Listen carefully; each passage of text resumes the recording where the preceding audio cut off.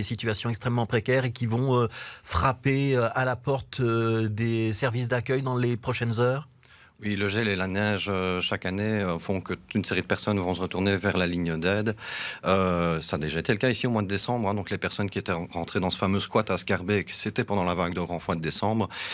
Ici, on a également des personnes qui cherchent une solution et qui n'en trouvent pas parce que l'ensemble des centres sont engorgés. Alors, le nombre de personnes en période hiver, c'est entre 300 et 500 personnes qu'on sait qui sont en rue et qui sont en recherche de solutions et qui en trouveront ici aujourd'hui essentiellement dans les centres de jour pour se mettre au chaud. L'ensemble des lits sont occupés sur le réseau d'aide bruxellois. Bien sûr, la réouverture des droits des personnes, leur accès très rapide au réseau fait d'asile est une nécessité. Après, sur la manière, il y a une manière de faire dans la dignité, avec un suivi de ces personnes. Et là, hier, ça a été fait en rapidité, avec une espèce de responsabilisation de ces points noirs au niveau des pouvoirs locaux.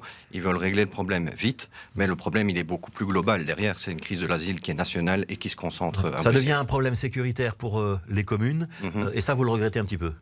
Voilà, je l'entends, mais sur la façon d'approcher les choses, ça doit être une approche également sociale et d'orientation. Ça veut dire que quand on détruit des tentes ou qu'on confisque des sacs de couchage, ça n'a pas forcément votre soutien. Je traduis bien vos propos? C'est extrêmement violent, je pense, pour les personnes. Détruire leur seul bien, qu'il leur reste une tente devant leurs yeux, ce ne sont pas des pratiques qu'on soutient. Donc ça, c'est une solution transitoire d'urgence, un peu comme Scarbeck il y a 15 jours. Le but, c'est que ces personnes accèdent au réseau fait d'asile et elles sont nombreuses à devoir accéder à ce réseau. Pour aux demandeurs d'asile, ici, on a fait un comptage assez précis avant l'opération de Scarbeck et ce qu'on remarque, c'est que 75% des places dans le réseau bruxellois, donc d'aide aux personnes sans abri, sont occupées par des personnes sans titre de séjour.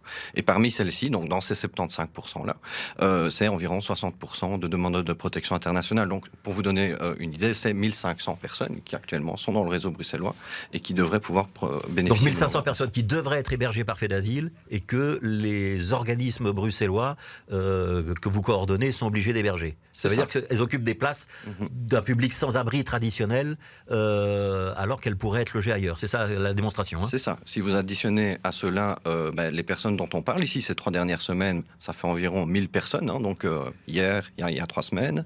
Et en dehors de ça, les équipes qui vont dans les squats sur toute la région bruxelloise, ils détectent des personnes qui sont des ayants droit et qui se débrouillent dans des squats plus petits, moins médiatisés. Et donc ça fait environ 3000 à 3500 personnes qui sont ici en région bruxelloise en attente de solutions. Si on prend le focus très très large, là c'est 5500 personnes qui sont comptées en situation de sans-abrisme et qui sont soit dans un centre d'urgence, soit en rue, qui sont aussi également dans des maisons d'accueil de la région bruxelloise.